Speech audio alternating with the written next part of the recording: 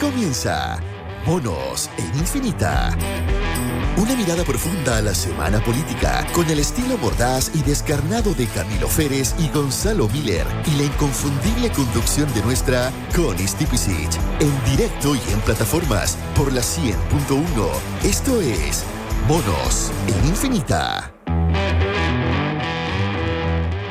¿Cómo están ustedes? Muy bienvenidos, mis queridos monos sintientes, como bien nos anunció Paola Belín hace un ratito. Camilo Férez, Gonzalo Miller, ¿qué tal? Aquí estamos. Siento tanta alegría de estar con ustedes esta noche. Qué bueno que sientas cosas. Sí, más sintientes que nunca. sí. Mira, hoy día Camilo hizo un resumen perfecto de este programa. Vamos a hablar de seres sintientes y de seres votantes. En lo fundamental. En lo fundamental, porque tenemos un popurrí bien interesante de temas. Vamos a hablar de la polémica en torno a la indicación de la ley de pesca que trató de rearmar, pero finalmente terminó siendo un fracaso y bien resonado, además, y con bastante razón, creo yo, del diputado Brito, sobre el sentimiento de los peces, los moluscos, los crustáceos, etcétera. Pero también vamos a hablar de las multas o no multas de las elecciones chilenas y cuál es el trasfondo de la discusión a propósito de la elección en 2 días para las elecciones que se vienen ahora en el mes de octubre, la reforma de pensiones y el jueguito ahí político que está intentando hacer el gobierno con la idea de votar lo antes posible, la idea de legislar, lo que está pasando con el Instituto Nacional de Derechos Humanos y a propósito de seres votantes, lo que está pasando en otros lugares del mundo, que es súper interesante leerlo porque marca tendencia, ¿verdad? Lo que está pasando en Estados Unidos con el presidente Biden y con Donald Trump, lo que está pasando en Francia con la segunda vuelta que se viene este domingo con la probabilidad de que la ultraderecha llegue al poder y lo que pasó hoy día en el Reino Unido con el triunfo del laborismo después de 14 años fuera del gobierno.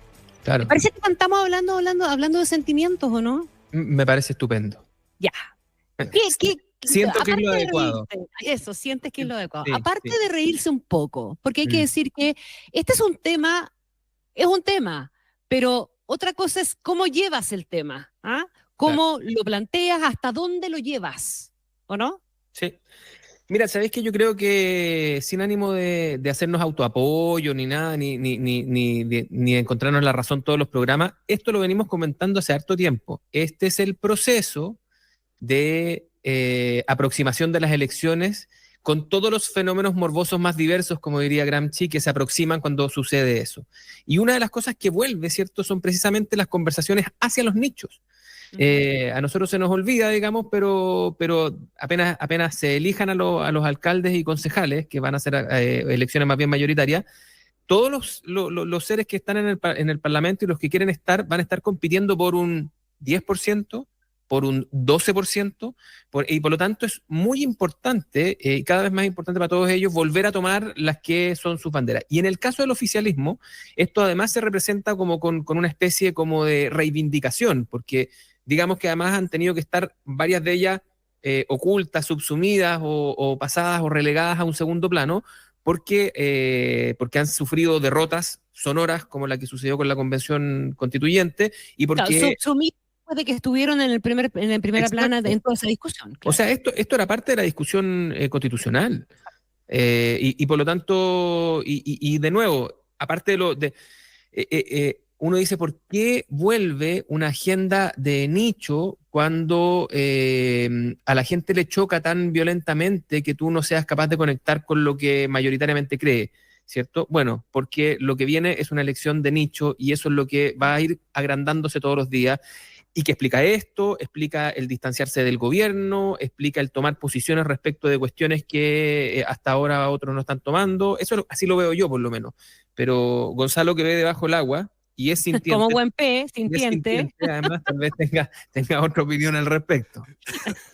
Así es, ¿no? De repente hay que sacar un poquito la cabeza del agua, porque está bien. A ver, todos tenemos placeres culpables, pero el diputado Brito produjo un doble efecto. Es verdad, parte de lo que dice, yo estoy de acuerdo con Camilo, ¿eh? O sea, aquí este era parte del lenguaje propio de una época que nos suena muy lejana, pero que no era tanto, ¿no? Hasta el 2022, esta era la música que estábamos bailando, ¿ah?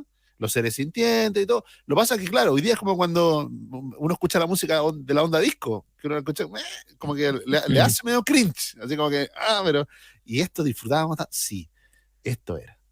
Entonces, a mí lo que me llamó la atención no es que el diputado Brito lo pusiera arriba de la mesa como una indicación, no es que le hiciera caso a una fundación de las cuales parte de sus redes, parte de su ámbito propio, de sus nichos electorales. No, a mí lo que me sorprendió es que su mercado, ¿no es cierto? No era reacción de la derecha, no. Los propios. Ujú. Esa reacción de salir corriendo de los propios, forzarlo a retirar la indicación y después salir a decir que, oye, sale a dar una explicación, porque el diputado, No, estás haciendo quedar como loco. ¿Ah? el presidente de su partido se lo dijo duramente, ¿no? Dijo, mira, esto es algo que dice un diputado que no nos representa para nada, o sea, aquí hay algo más que un placer culpable, ¿no? No hay más que una desubicación. Aquí hay, de alguna manera, personas que, de nuevo, hay algunos que entienden que el hecho de gobernar los ha obligado a renunciar a ciertas cosas, y hay otros que, como entiendo yo, Diego Ibáñez entiende, no, nosotros no hemos renunciado a ciertas cosas. Punto. No es como estamos gobernando y por mientras no decimos estas cosas. No vamos a volver a decir estas cosas. Ujú. En cambio hay otros que están en los nichos y que dicen, pero ¿cómo? Si esto es lo nuestro, esta es nuestra gente, más allá de los sintientes, ¿no? Se pueden sentir, que es peor, ¿no? Se pueden sentir los nuestros de que en el fondo los dejamos botados, los usamos para ganar y después nos olvidamos. Y es algo que con lo que van a lidiar muchos candidatos, ¿ah? Porque, de nuevo, cuando uno hace la lectura de lo que fue la elección del 2021, que es la que se renueva ahora, ¿no? La elección de gobernadores, alcaldes, concejales, en esa época no hubo core, pero bueno, ahora sí con core incluido, ¿no? Con consejeros regionales, se habló mucho de la dinámica de causas y que muchos de los que alcanzaron situaciones relevantes o dieron el golpe a la cátedra y quedaron en situaciones de poder, gobernadores, alcaldes, lo hicieron en función de causas, ¿se acuerdan? Y hablábamos de la política de las causas. Y resulta que muchos de ellos se transformaron en políticos profesionales. Y por lo tanto, de las causas, no me acuerdo, ¿no? Y empezaron a tratar de asumir este pragmatismo de lo que significa gobernar y además con una música que de alguna manera algunos sintieron incomodidad al principio, como los temas de seguridad. Entonces hoy día tenemos a la alcaldesa de Santiago marchando, ya no desfila, marcha, ¿no? Marcialmente. Entonces, claro, ese cambio tan brusco ha dejado descolocado no solamente a ciertas audiencias, sino que incluso a algunos representantes. Y yo lo simbolizo en el diputado Brito, que yo creo que todavía se está preguntando, pero ¿cuál fue el pecado, no? ¿Qué es lo que hice mal? Si esto es lo que aplaudíamos, esto es lo que promovíamos, y para esto queríamos ser autoridades. Quedaron muchos peces descolocados. Así es. Pero ya, yo creo que es eso nomás, ¿no? No, es eso, y como tú decías, Camilo, en la línea de los programas anteriores, o sea, hemos hecho este análisis muy insistentemente respecto al Partido Comunista, pero eso aplica para mucho. O sea, si nos vamos al trabajo de nicho que están haciendo distintos actores en distintos partidos, distintos candidatos, vamos a encontrar lo mismo. Lo que pasa es que, claro, esto tiene un dejo de absurdez, ¿verdad? Pero claro, hay otras cuestiones con las que tú puedes estar de acuerdo o no estar de acuerdo y a lo mejor no ser tan absurdas, pero es lo mismo. Al final es exacto. Sí, porque hay otros que se preguntaban de que si esta política de los seres sintientes había críticas, ¿no? Y críticas desde otro ángulo, que decían que, bueno, pero venía sin perspectiva de género. De género. Ah, se quedó corta. Se quedó corta. ¿Cómo íbamos a poder distinguir si no había perspectiva como las caletas, ¿no? Porque lo estamos riendo de lo de Brito, ¿ah? Pero resulta que las caletas con perspectiva de género las inauguró el presidente. O sea, hay algo ahí. No digamos que aquí se tomó un té muy cargado en la mañana el diputado Brito. Ya, pero era respecto hay de una las cultura personas, la perspectiva de género, no respecto de las claro, pero sí te quiero aclarar en todo caso que la perspectiva de género, que a veces puede parecer excesiva en algunos casos, al menos apunta a un fenómeno que es mucho menos coyuntural que los otros y es mucho menos de nicho. O sea, la agenda feminista es probablemente de todas las que crecieron antes, durante y después del estallido, la que ha generado un cambio tectónico más permanente. O sea, es más que un nicho, digamos. Eso es lo que te quiero decir. Y más que una moda. No, es probablemente la más importante de todas, la más como transformación más permanente que ha sufrido a nivel de tribus electorales el mapa político. No, Pero, y de impactos también, o sea, la perspectiva de género aplicada a los nombramientos, aplicada a la justicia, ojo, son cuestiones que han calado bastante más profundo y respecto de las cuales falta todavía bastante por avanzar. O sea, sí. en esos escenarios no es un tema menor. Igual va a faltar calibrarlas, porque como Seguro. todas van a llegar pasadas y en fin, pero sí No, sí. creo que sin ánimo de ridiculizarlo, pero lo de los sintientes, por serio que sea lo que está exponiendo la persona de la ONG que hizo la Sí. exposición al respecto, es sí algo todavía mucho más de nicho, es mucho más chico, puede que un día llegue a ser muy importante, muy, muy grande, digamos, pero el otro, el feminista, no, es bastante estable. Y de hecho, después vamos a comentarlo en un par de casos más, lo voy a traer a colación. Yo quiero preguntarle a Gonzalo qué es lo que él ve detrás del intento del oficialismo, de una parte importante del oficialismo, de que el voto obligatorio sea sin multa para las próximas elecciones. ¿Cuál es la movida electoral que tú ves ahí? No, la calculadora pura y dura, ¿no? O sea, si los resultados con voto obligatorio no te fueron favorables, tú dices, bueno, hay algo de estas reglas que no me convienen, ¿no? Lo notable es que las mismas personas que dieron un notable discurso de cómo el voto obligatorio estaba salvando a la democracia chilena, hoy día nos dicen, bueno, pero sin multas, ¿no? Y bueno, y sin multas significa que empezamos a caminar por un sendero que volvemos a los secos por clase, a los secos de participación, de distinto índole, ¿no? Por nivel educacional, por ingreso, empezamos a volver a ese camino. Entonces, el discurso de la participación y lo importante que es que todos votemos, ¿no? Que se refleje la visión no de unos pocos, sino la opinión de todos, pierde mucho.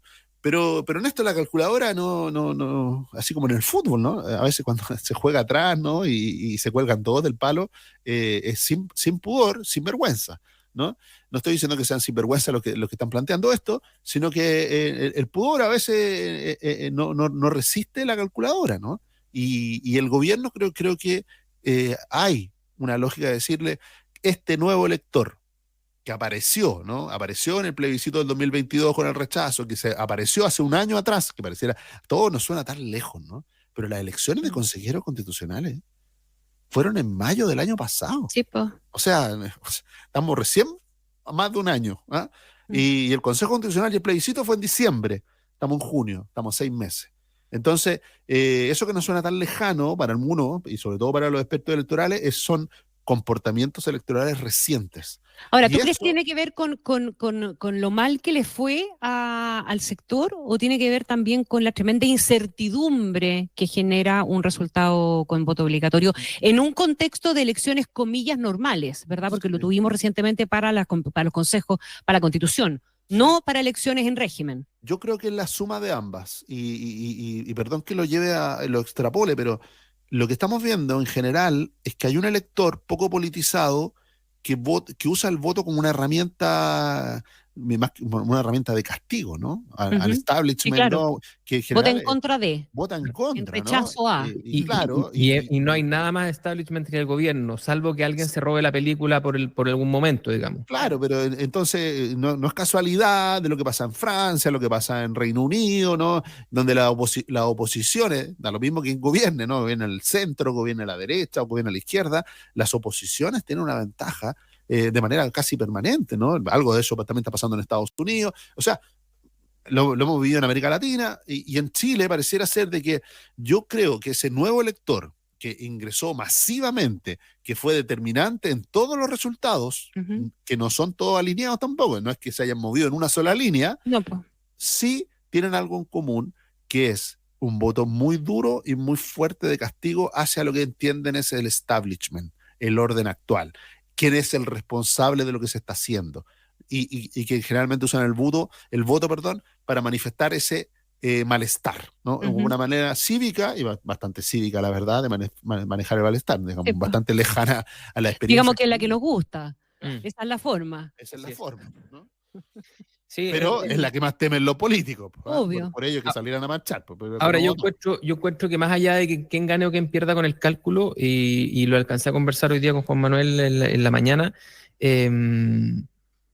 Me parece que uno no puede cometer la irresponsabilidad de quitarle a una norma su castigo asociado. Porque corres el riesgo de que el comportamiento que generas luego no lo puedas revertir ni con castigo. Porque aquí pasa como con las evasiones del Transantiago, pasa como cuando hay un cierto umbral que se pasa, un cierto umbral de incumplimiento, de anomia, ¿cierto? Y no pasa nada. Es muy difícil luego retrotraer a los niveles de cumplimiento. Pasa con la morosidad en el caso de los créditos. O sea, nosotros hemos pasado a niveles altos de morosidad que no solo tienen que ver con las condiciones económicas del país, del momento y otros, sino que tiene que ver también con comportamientos de evasión, de tapar patentes, de saltarse el torniquete, ¿te o sea, y que están. Y si hacemos eso en el régimen electoral, nos vamos a estar disparando en el pie. Entonces, mejor discutamos voto obligatorio, voto voluntario y discutámoslo de frente, en vez de esta triquiñuela, digamos, de dejarle fuera el castigo. Es muy peligroso. Y creo que todos los comportamientos que vienen asociados son bien perniciosos. Sí, ¿ustedes prefieren voto voluntario o voto obligatorio? Obligatorio. Mira, yo lo que prefiero es que las normas duren más de 5 minutos.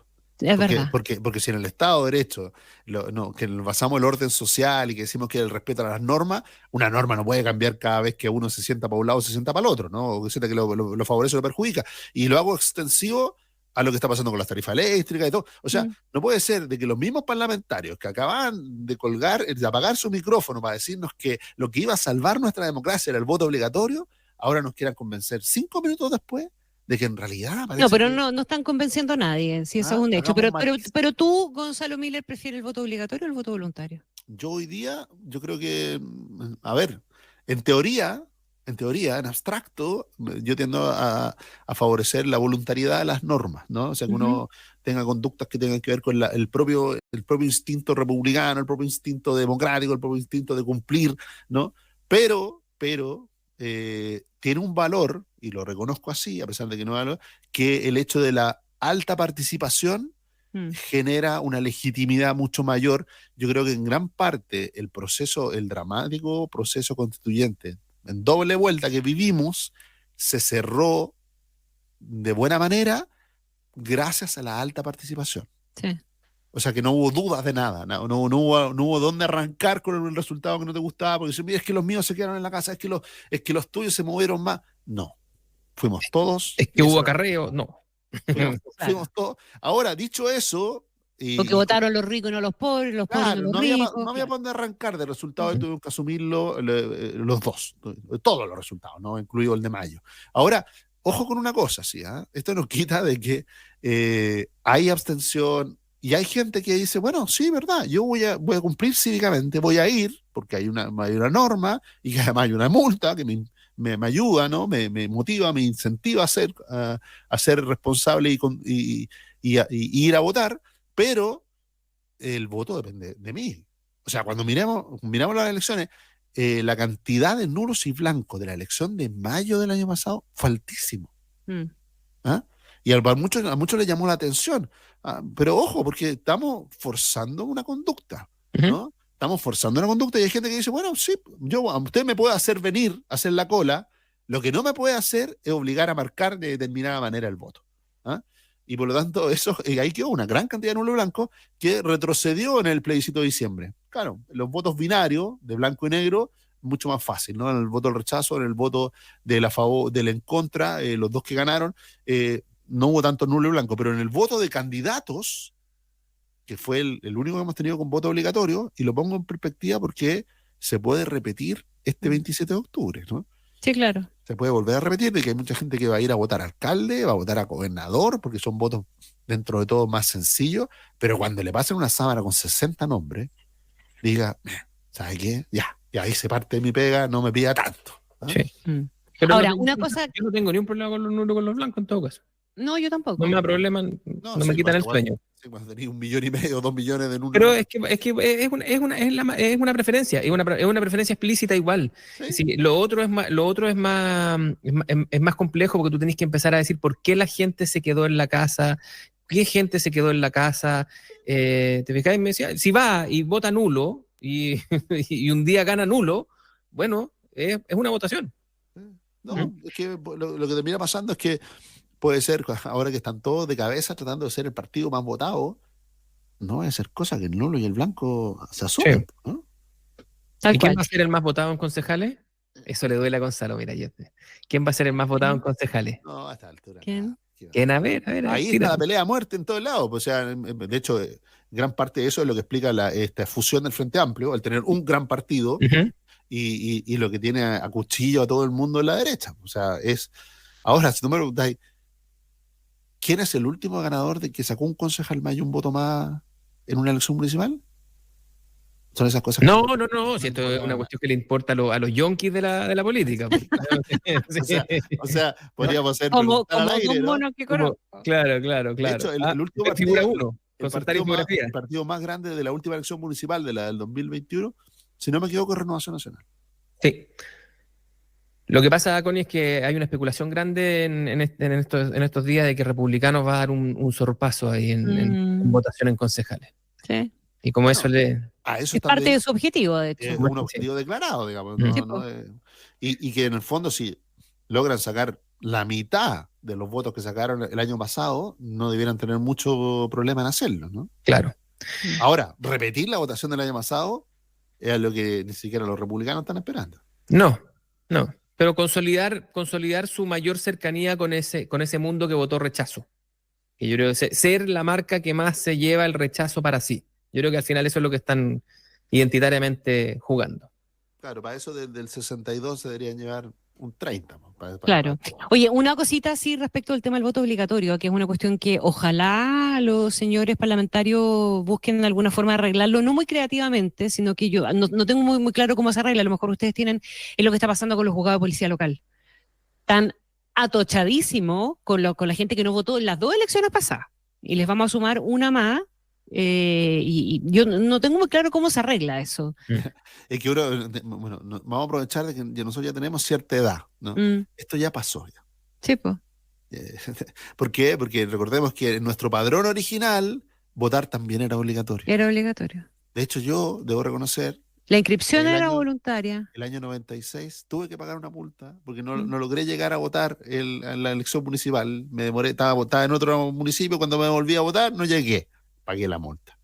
Pero se fue acumulando las multas igual, la del 89, las multas del 92, las multas del 96, y hasta ahí llegamos. Ya del 99 para allá se acabaron las multas, se dejó, era inoperable por la cantidad, el volumen y todo. Y ahora igual, porque estamos muy contentos, y con razón, ¿no? De haber pasado de una participación que a veces con suerte rozaba el 50%, y estábamos felices. A veces era dramáticamente baja, llegaba al 35%, como en la elección municipal del 2012. 35%, votó 1 de cada 3 personas que podrían haber votado.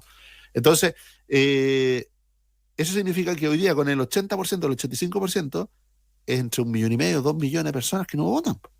Y hay que procesar esas multas. Pero yo creo que el procesamiento no es el problema, fíjate, el problema es el mecanismo de pago o de aseguramiento de cumplimiento, porque los juzgados de policía local les pasa lo mismo con las multas de tránsito asociadas a cuestiones que son bien masivas, como por ejemplo los problemas con los pagos de peaje. Con los TAC.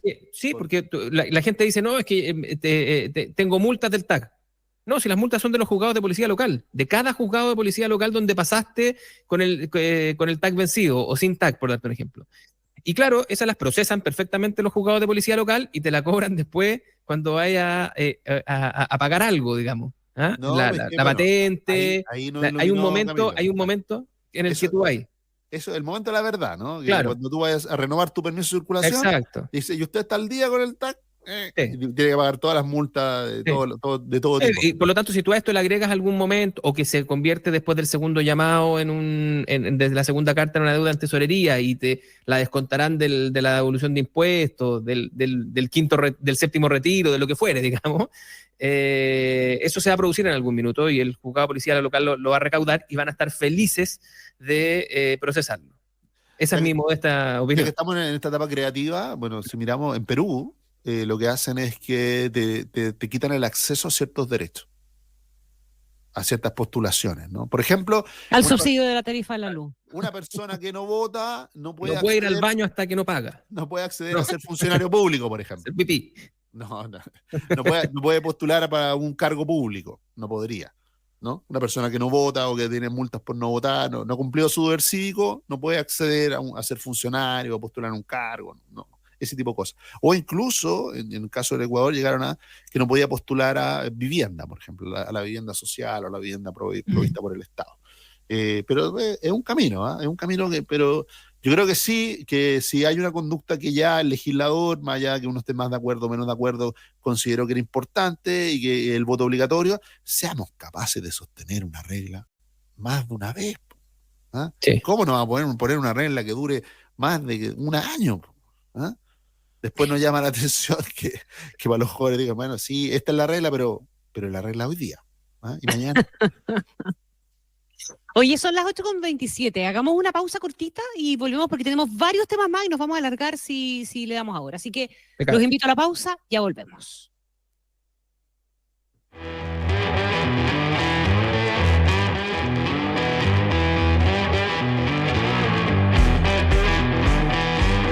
Escuchas Monos en Infinita. Breve pausa y ya volvemos. ¡Hey! Si le dices popcorn a las cabritas, entonces eres un American Lover y tienes que probar las marcas americanas de líder. Great Value, Parents' Choice, Equate, Hershey's, Heinz y muchas más. Porque al ser parte de Walmart, traemos una gran variedad de productos para la limpieza, snacks, congelados y más. Ya lo sabes, encuentra tus marcas americanas favoritas en Líder y en la Líder App. Líder, precios bajos siempre.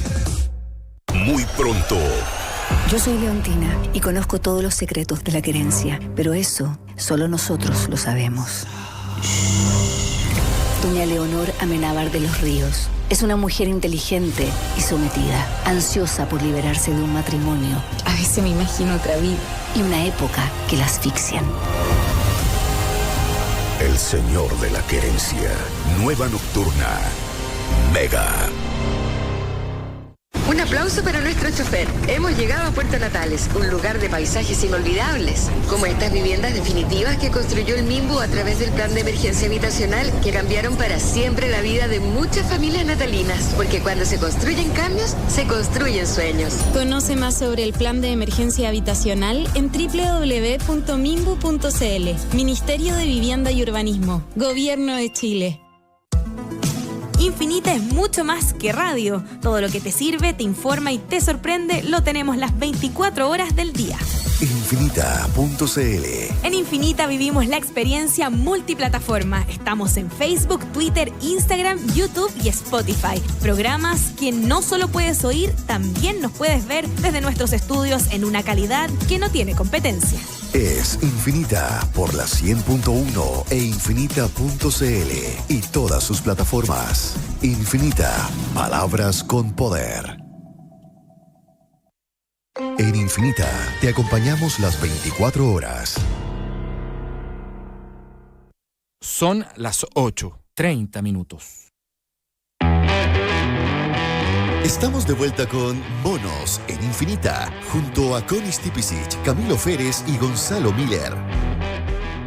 Seguimos haciendo los monos en Infinita y nos vamos a pegar un salto para afuera. Vamos a ir a mirar lo que está pasando, como les anunciamos al comienzo, en Estados Unidos, en Francia, en el Reino Unido, porque son procesos, bueno, en el caso de Estados Unidos tenemos muchas dudas todavía sin resolver, después del debate quedó instaladísima la duda respecto de la capacidad real que tiene el presidente Joe Biden de seguir siendo candidato y de ganarle a Donald Trump.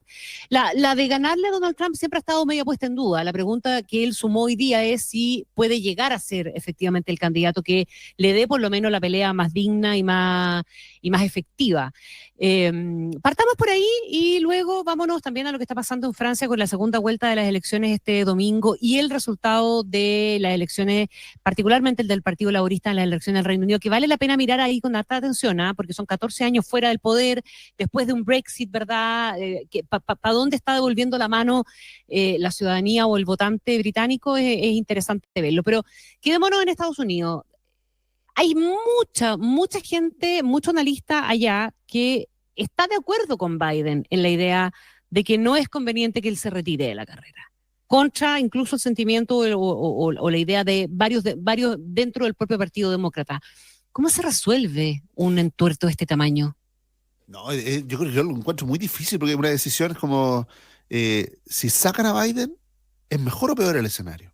Esa es la pregunta. Porque lo lineal es como decirle, no, mira, si peor que Biden no puede ser. Cuidado, No, pues, claro. cuidado, si aquí, porque en la lógica esta discusión ya se produjo. Lo que pasa es que nosotros estamos mirando la película muy al final, pero recordemos, Kamala Harris, la vicepresidenta, en algún minuto, hace 1 año y medio, 2 años, coqueteó con la idea de ir a las primarias o de reemplazar incluso al presidente de la primaria. El problema de Kamala Harris es que tenía mayor rechazo que el propio Biden. Sí. Y hay algo que juega a favor de Biden, que ha jugado largamente a favor de Biden, que no es solo su desempeño en materia económica en el gobierno, por lo menos los 2 primeros años de gobierno fueron muy buenos en materia económica, ha ido empeorando sí en los últimos años, sí, pero los primeros 2 fueron muy buenos, y lo último es que él permanentemente le ganaba a Trump en las encuestas. Sí, el problema se le empezó a producir en los últimos 6 meses, ¿no? Desde la vuelta de Trump, la alta figuración, los juicios entre medio, eso empezó a deteriorar un poco la posición de Biden, pero como conversábamos recién, el contraste de lo que conversábamos recién, en un sistema que está muy reglado. El otro día leía, y solo para poner una perspectiva de esto que está tan reglado, ¿no?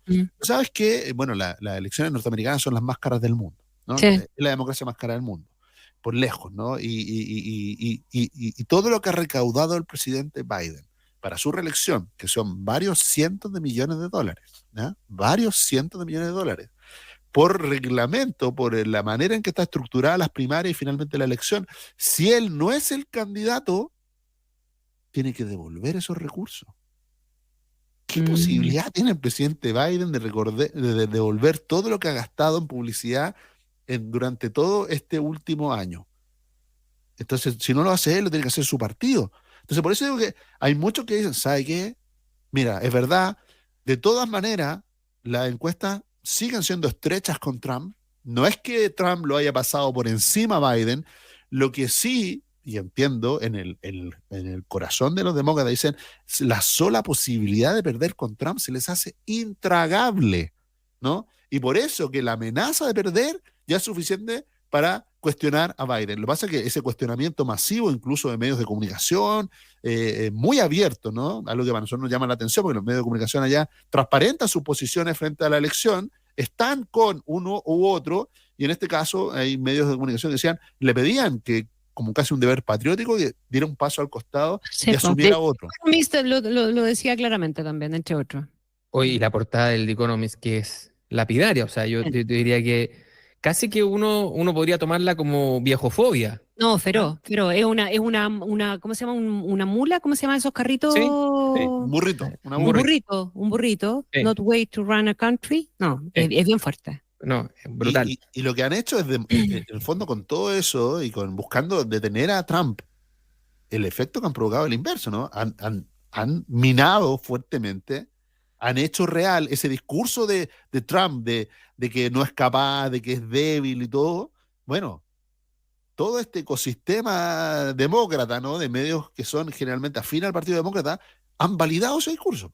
Lo han terminado validando. Es que yo creo que esto se asemeja más a una corrida bancaria que a una estrategia. Es decir, se explica mucho más por los temores de cada uno de los actores que porque esto sea efectivamente lo que se debe hacer. Por una parte le tomo el punto a Gonzalo, o sea, yo creo no solamente es intragable perder con Trump, cuestión que además convierte en un discurso muy cómodo el decir que esto finalmente es culpa de la edad del candidato o de su negativa de cambiarse. Esto es como los que pidieron que fuera Arturo Vidal a la selección, digamos. Ahora piensa que no clasificamos porque no fue Arturo Vidal. Porque no fue Vidal, claro. Son posiciones que de alguna manera te permiten una punta de playa para luego encontrarte la razón, ¿cierto? Y que no sea tan doloroso lo que está al frente. Pero claro, si hay algo que tiene un efecto desmovilizador sobre el propio electorado es cuando esa sensación comienza a convertirse en una plaga dentro de los propios. Y Gonzalo lo debe recordar muy bien. Acuérdate tú que la UDI enfrentó este problema aquí cuando bajaron a Goldberg. Ustedes recordarán. Ustedes eran muy jóvenes, pero Pero Gonzalo ya estaba haciendo maldades afuera de Suecia ese día, así que aunque era joven, tenía las manos en la masa. Ahí lo que realmente apanicaba, digamos, al votante UDI era perder con Alamán. Y por lo tanto hicieron una cuestión que es heavy, que no solamente lo reemplazaron, sino que lo reemplazaron por un fungible, que fue Longueira, que después se terminó quemando.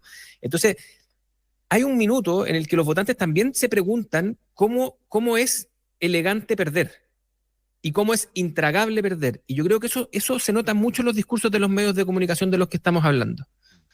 Que tiene que ver con que no perdieron porque estuvieran en lo incorrecto y no perdieron porque Trump no fuera ese demente, digamos, que se ha apuntado con el dedo, sino que porque es muy viejo el candidato y está cagada y le dijimos que se bajara y no se bajó. ¿Te fijáis? Creo que eso es lo que prima muy fuerte en este periodo. Ahora, cuando uno mira en distancia, ¿no? La fragilidad de todo, ¿no? De la nación más poderosa del mundo, ¿no? La fragilidad, imagínate, están eligiendo a quién va a ser el comandante en jefe de los Estados Unidos, o sea, no solamente el presidente, ¿no? Con una capacidad de despliegue, un liderazgo a nivel mundial, lo frágil de todo, ¿no? O sea, entre Biden y Trump, o la estructura, el tipo de razón, cómo se toman las decisiones, es algo como para tomar nota, no solo para decirle, bueno, todos tenemos problemas, ¿no? Sino que respecto a la democracia representativa, hay muchas cosas que nosotros asumimos como, mira, no, es que nuestra idiosincrasia, mira lo que... Ojo, ¿no? Lo que pasa en Francia, mira lo que está pasando en el Reino Unido, mira lo que está pasando en Estados Unidos, que son las democracias que nosotros mirábamos como consolidadas, ¿no?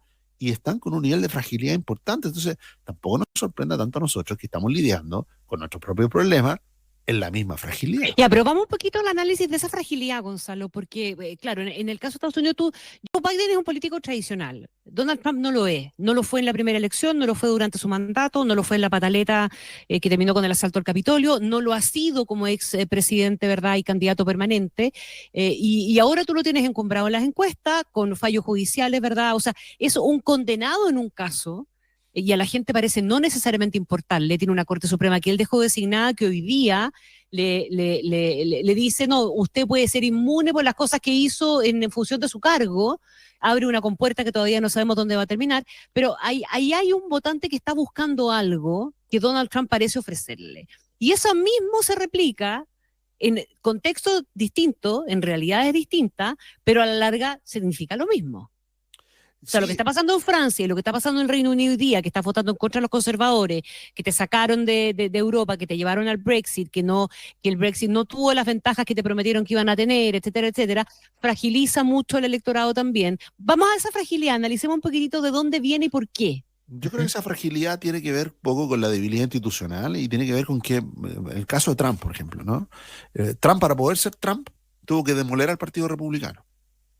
Tuvo que derrotar, no ahora, no en esta primaria, en la primaria anterior, tuvo cuando quiso, ya siendo presidente para poder postularse, tuvo que prácticamente demoler todos los liderazgos futuros del Partido Republicano. El Partido Republicano lo dejó knockout, ¿no? Y ese tipo de liderazgo, ¿no? Más autocráticos, que solo responden ante sí mismos y que buscan una conexión directa con el ciudadano, no intermediada por los políticos, no intermediada por los partidos, es un fenómeno que lo vemos en Trump muy nítidamente. También lo vemos, por ejemplo, fíjate en una escala totalmente distinta. Fíjate en una figura nueva, Robert Kennedy Jr. Haciendo cosas como un debate paralelo, haciendo cosas como que ¿por qué no lo dejaron participar en la... Él, obviamente, un demócrata de toda la vida, pero que ya se empezó a desconectar y empezó a conectar directamente con las personas. O sea, el evitar la intermediación y el establecer genera este tipo de liderazgos que se salen de lo institucional. Y por Dios que ayuda a lo institucional como un límite a personas que necesitan tener esos límites frente al poder, ¿no? Hay minutos que tienen que tener un poder que los lleva a abusar, ¿no? O a cometer errores. Y si la democracia norteamericana era una democracia de contrapeso, ¿no? De check and balance permanente, yo creo que esa democracia estuvo al límite con un personaje como Trump, ¿no? Sí, estamos además en el límite de un ciclo y cuando uno llega a los bordes de los ciclos históricos se producen este tipo de fenómenos que no tienen una línea que, como tú bien dices, ahora puede estar pasando con la debacle del centro en Francia y una repolarización, porque finalmente eso es un poquitito lo que pasó. O sea, no es solamente el auge de los ultraconservadores, No, claro. es que además ellos en el caso francés, digamos, les bajaron las barreras de entrada y terminaron comiéndose a una parte de la derecha tradicional también. Y adicionalmente, ¿cierto? Crece una izquierda bien izquierda y queda este fenómeno, digamos, donde el oficialismo queda tan desmedrado. En el caso de los laboristas, justo lo contrario, podría ser una de las victorias más importantes del último tiempo y una de las derrotas más sonoras y rotundas de los Tories creo que desde toda su historia. ¿Ah? Y ellos sí podrían estar pensando en la tecla que estaba tocando Gonzalo, que una parte de esto tal vez tiene que ver con cuando los Tories dejan caer el muro de contención que tenían respecto de la derecha, que allá también crece, si es que le creemos a los sondeos a boca de urna, ¿cierto? Que era Boris Johnson. Boris Johnson, digamos, una figura tan carismática, vamos a decir, al estilo británico, obviamente no al estilo gringo, o equivalente hasta cierto punto con lo que era Trump. Y eso también le genera a ellos una debacle interna y un problema de liderazgo que probablemente se van a demorar un tiempo en recomponer. Entonces son fenómenos que tienen puntos de conexión, aunque se estén produciendo en tribus políticas muy distintas. Déjame preguntarles algo, porque en el caso del Reino Unido yo creo que puede haber una vuelta de péndulo, porque el Brexit fue una cuestión bien potente, fue un cambio bien brutal y a lo mejor obliga pero a lo mejor en el caso francés uno podría decir el cordón sanitario, el peso de la política más tradicional no ha permitido que el péndulo se vaya para ninguno de los dos extremos en un buen rato. Y viene tratando de hacerlo. Bueno, ¿no será que a lo mejor los franceses están en ese momento del ciclo? O sea, que en el fondo el Reino Unido viene de vuelta en ese ciclo, ya lo está cerrando eventualmente. En Estados Unidos no soy capaz de responder, porque con Trump eventualmente uno podría haber dicho ya, tiró el péndulo para allá y con Biden volvió, pero ahora está de vuelta, digamos, no fue insuficiente eventualmente. Yo creo que primero en el Reino Unido, recordemos que el Brexit es la cruz desde Cameron, ¿no? O sea, los 14 años están marcados por el Brexit, ¿eh? Los 14 años conservadores y con liderazgos cada vez más débiles. Recordemos que la irrupción de Boris Johnson fue como un retomar después de liderazgos bastante opacos, ¿no? Como Theresa May y un poco el actual primer ministro también. Theresa May y el actual son primeros ministros que no habían ganado elecciones, ¿no? Sino que habían heredado producto que habían perdido la confianza, aquellos que sí habían ganado las elecciones.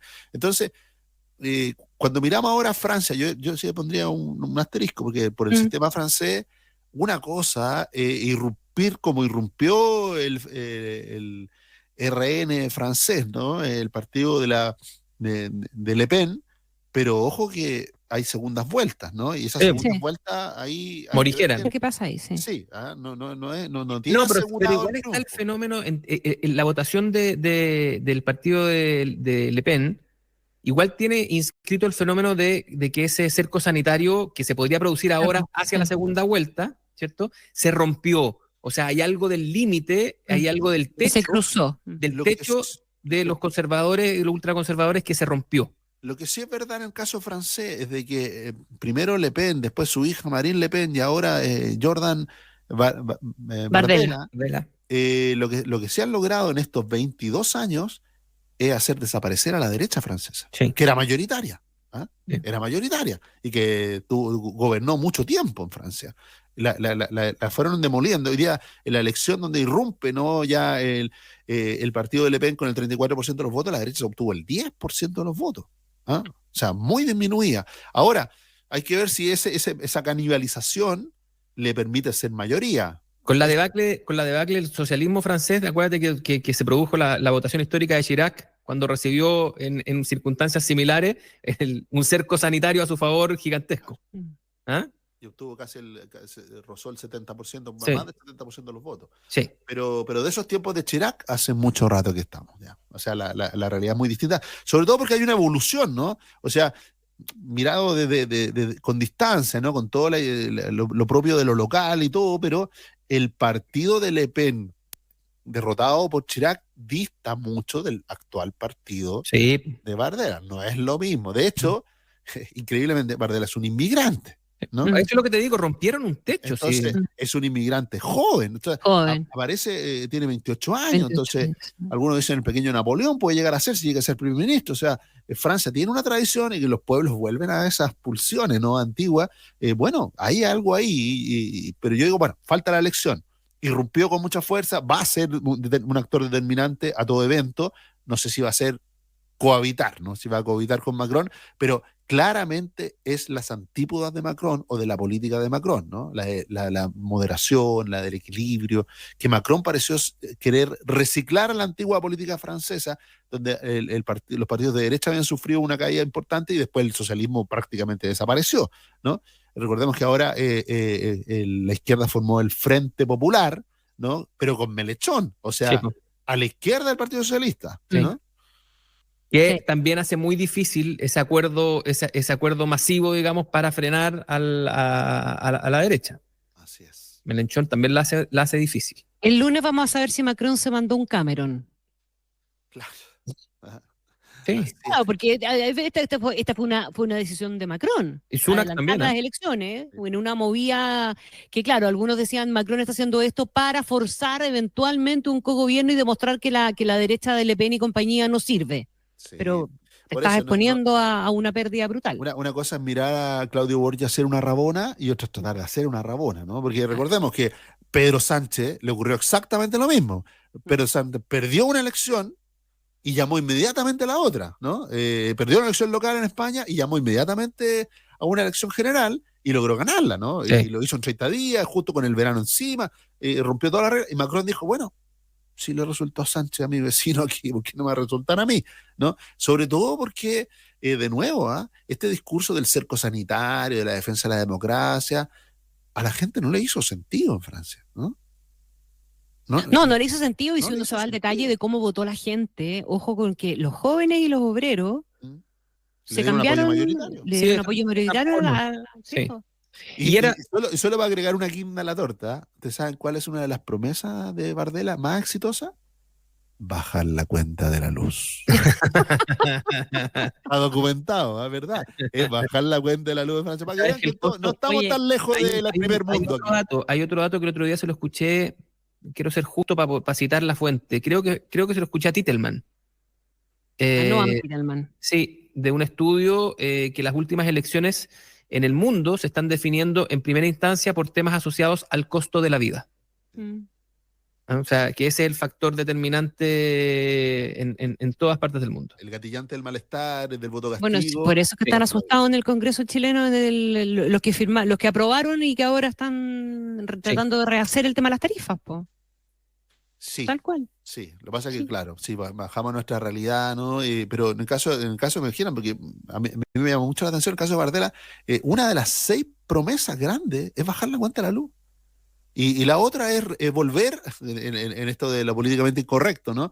Frente a la sustentabilidad y todas las cosas del medio ambiente, instalado desde la Unión Europea, él dice construir el doble de centrales nucleares para abastecer de energía barata a Francia.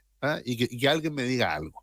Claro. Alemania está comprometida en cerrar sus plantas nucleares y pagando una energía carísima. Carísima. No, la Alemania además que le hayan estallado el Nord Stream fue una crueldad, bueno, por parte de la OTAN. Así es, pero es que eso que nos suena como el posmodernismo, las discusiones del futuro, bueno, nosotros nos comprometimos a cerrar nuestra energía termoeléctrica, ¿no? La de carbón. Tenemos un compromiso presidencial de cerrar eso y nuestra energía va camino a ser la más cara de América Latina. Hoy día estamos en el segundo lugar, pero le estamos poniendo empeño. Sí, no, al mismo tiempo, y no quiero con esto decir que sea una mala cosa, pero al mismo tiempo que estamos diciendo que somos la estrella fulgurante del firmamento en términos de la conversión de la matriz. Entonces, de nuevo, ahí llega un minuto en el cual esa cuestión se desacopla con la vida cotidiana de las personas y te pasa como con los seres sintientes, te pasa como con el lenguaje políticamente correcto, te pasa que te genera una fisura, que viene una contrarreacción que ya no solamente no es políticamente correcta, sino que es abiertamente incorrecta. ¿Ah? No, y recordemos que la promesa del cambio de matriz era con una baja muy sustantiva de las cuentas. O sea, se dice, hoy vamos a cambiar la matriz, pero va a ser más cara. La política no podría haber dicho eso, ¿no? Y los chilenos habríamos debatido en torno a si estamos dispuestos a tener una energía más cara, pero más limpia. Era una discusión política, pero si te pones y dices, vamos a tener una matriz más limpia y además más barata, eso es lo que genera al final el malestar, ¿no? Una esa política era la que promesa. no te cumple, no es capaz de cumplir lo que te... Bueno, pero hagamos la lista larga, porque no es corta, de todas las cosas que hemos hecho y que fuimos dejando botadas en el camino desde el CAE, ¿verdad? Hicimos el CAE para garantizar que más cabros se metieran a estudiar a la universidad, partimos con una tasa altísima y después se nos olvidó y nunca más lo arreglamos hasta que estalló de vuelta. Y así suma y sigue, o sea, hacemos una política pública que parece perfecta en su momento y después se queda ahí, queda desactualizada, queda fuera de... Y bueno, pasa la cuenta. Sí, Oye, mira, el único consuelo que podemos tener es que le pasa a los gringos, a los franceses y a los británicos. y a Así que nosotros no, también. Talca, París y Londres. Eso, sí, pues, ¿viste? queda anotado entonces en actas de aquí de los monos de que la elección de Francia puede ser definida por la cuenta de la luz, para tomar Bien. nota. Ese es Bien. el wishful thinking de Gonzalo Miller. Oye, hablemos un poquitito de dos temas locales. Uno, el de las pensiones, porque el gobierno desde la semana pasada o antepasada venía insistiendo, primero lo hizo la ministra vocera, luego la ministra Janet Jara, en adelantar la discusión para tener la votación en general de la reforma de pensiones. Bueno, la idea era tenerla esta semana, ya no fue esta semana porque finalmente parece que se entró un poquitito en razón y se escuchó a los parlamentarios que están en la Comisión de Trabajo del Senado decir que hoy espérense un poquito porque de verdad que estamos dispuestos a llegar a un acuerdo. Esperemos el informe técnico del grupo de expertos y luego ordenemos el proyecto y lo votamos en general encantados de la vida. Eso es lo que parece que debiera ocurrir, pero todavía la tensión está ahí. De hecho, entiendo que el presidente de la comisión, que es Juan Antonio Coloma, ahora, porque era Moreira, golpeó fuerte la mesa y le dijo a la ministra Jara, espérese un poco que yo veré cuando someto esta votación, no usted. Que es la pura y santa verdad, porque el gobierno le puede poner discusión inmediata y el presidente de la comisión guardarla, digamos. Sí, la previsional yo creo que está atravesada por varios planos, pero probablemente el más importante se asemeja mucho a lo que estábamos conversando al inicio, son los cronogramas más bien político-electorales. Los tiempos no son iguales para todos. Entonces, si tú te fijas, esa realidad que tú estabas narrando además está cruzada porque la ministra Jara dijo una cosa y luego la ministra del Interior le corrigió el tono y luego la respaldó la ministra vocera, a la ministra Jara, en un contexto donde las dos que aquí estuvieron juntas, que son Camila Vallejo y la ministra Jara, están junto con otros ministros citadas a su partido para fijar algún tipo de entendimiento respecto de otra cuestión que es bien incómoda para los ministros que son del PC, que es que su partido ya tomó la decisión de diferenciarse y ellos están en el gobierno y es súper incómodo. Entonces, los plazos no son iguales para todos. Y entonces, aquí yo creo que el factor que está generando esta como ir y venir de las urgencias, de que votemos hoy día, que no votemos mañana, que esperemos a la comisión, no esperemos a la comisión de técnicos, digamos, que están debatiendo una fórmula para un hipotético acuerdo, tiene que ver con que es muy probable, mientras más días pasen, más evidente es que esta discusión no la va a cerrar la ministra Jara.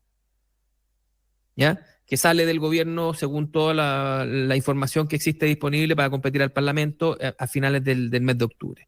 Y por lo tanto esto lo va a tener que arreglar. El único que se va a quedar con todos los palillos chinos de todo lo que está haciendo es Marcel. ¿Ya? Y ahí podría estar entonces que esta diferencia de énfasis que ponen los distintos ejes, porque el PS sale a decir, oye, tampoco es tan descabellado que nosotros nos fijemos en aquellas cosas en las que tenemos acuerdo y dejemos pendientes las que no. Eso suena a un acuerdo que cierra a alguien como Marcel, no algo que y es algo que además no puede cerrar la ministra Jara, aunque quisiera, si sigue pasando el tiempo, porque la distancia con su partido va a seguir aumentando. Ella, en tanto gobierno, ¿cierto?, queda más lejos de la posición de su partido, que más bien quiere reflotar este discurso respecto del fin de las AFP, y que es uno de los puntos que probablemente se tenga que entregar en todo o parte para una negociación que tenga los votos. Entonces yo creo que ese es el factor como dominante, ¿no? Ya no tiene que ver con los aspectos, si tú quieres, técnicos de la reforma, sino con el cálculo grande político, grande y chico al mismo tiempo, pero grande en el sentido de que es general, de si conviene o no tener una reforma, y hasta cuál es el límite de tener una reforma. Y está claro que, por ejemplo, para el PC, sin división de industria, que es lo que la ministra Jara salió a decir ahora, que es equivalente al fin de las AFP, ese ya es para ellos un límite. O sea, si cruzamos ese límite, ya no es conveniente tener una reforma. Y por otro lado, digamos, está la voz más cantante la tiene Republicanos, y la UDI sobre todo, porque Republicano aquí suena poco y tiene poco liderazgo metido, digamos, que dicen no, si aquí hay un solo peso a reparto, mejor no tener una reforma. Pero junto con eso tenéis todo un ancho camino al medio, donde Galilea, donde el Partido Socialista, dicen, mira, en estos 5 puntos nosotros podríamos encontrar un acuerdo. Así que ahí se está jugando, querida Connie, ese es mi modesto entender. De acuerdo. Estamos de acuerdo. Yo creo que el plano electoral, como dice Camilo, es el dominante hoy día. No hay otro plano. Y está en un plano inclinado que perjudica a algunos y favorece a otros. ¿A quiénes perjudica? A los que tienen urgencia electoral, ¿no? A los que no se pueden mover. Y en eso yo creo que el costo electoral para la derecha de ceder un solo punto a reparto antes de las elecciones hace que prácticamente imposible cualquier acuerdo. Y para la ministra, al revés, hay otras líneas rojas que, para una ministra que va a salir en noviembre a todo evento, también le hace imposible asumir esa negociación. Entonces lo que vamos a tener en este mes, y lo más probable en los próximos 2 meses, es una tensión de quienes no quieren o no están dispuestos a hacer reforma, pero sí quieren usar electoralmente la reforma, ¿no? La quieren usar electoralmente. Entonces vamos a tener más frases del tipo, esta no puede ser una reforma capturada por las AFP, por un lado, y por otro lado, a ver, oiga, ¿hasta cuándo quieren pegarle un manotazo a los fondos de pensiones? Esas 2 puntas no tienen mucho que conversar. Y no van a Mientras tanto, no van a ser capaces de generar una reforma. Desde esas 2 puntas no podía armar una reforma. Eso no está claro. ese es el punto. Pasadas las elecciones, con los efectos que tengan las elecciones, se abre un horizonte que va de noviembre a enero, que parece poco, pero son los 3 meses más productivos legislativamente de los últimos 4 gobiernos. Acuérdense de esto. Los 3 meses posteriores a la elección municipal son de los más productivos en general en todos los últimos gobiernos. Los 3 meses posteriores a la elección municipal, porque la elección municipal va Qué buen dato a te cerrar una tiraste, escena. Gonzalo, lo voy a chequear. No te lo creas en ti, pero está demasiado bueno como para comprármelo así. Ahora, la PGU, sí. Enero antes de irse. O sea, ojo con esos 3 meses después de las elecciones, que son los más productivos lejos. ¿Por qué? Por un tema geográfico y físico. Es la distancia mayor respecto del costo electoral. Perfecto. Y lo que estamos conversando es que ambos le tienen mucho miedo al costo electoral de ceder y hacer una reforma que no implique el no más AFP, o hacer una reforma que implique algo de reparto. Entonces, la mayor distancia se produce el día después de la elección. Ese es como el interreño entre que cierra el bar, se van los personajes de la noche, ¿cierto? Y pasa un tiempo en que empiezan a llegar los personajes del día. Los parroquianos de la mañana. Claro, llegan a arreglar el pulso. Ese cambio de guardia, digamos, que se produce en la yeca, es equivalente a lo que tú estás narrando. Ojalá se aproveche si ese minuto, porque de verdad, de reportearlo, de conversar, de entrevistar, yo hace mucho rato que no veía el grado de acuerdo que se puede dar en las cosas sustantivas. Sí, no, además tenía economistas súper reputados de lado y lado, diciendo cuestiones súper parecidas en ciertos ámbitos. No, este problema no es técnico, señores. No, en absoluto. Es político. Monos queridos, nos llegó la hora. Wow, pasó volando, pasó rápido. Ya, les mando un abrazo enorme. Nos vemos la próxima semana. Muchas gracias. Sí. Besos con él. Chao, besos. Saludos a todos los monos. Chao.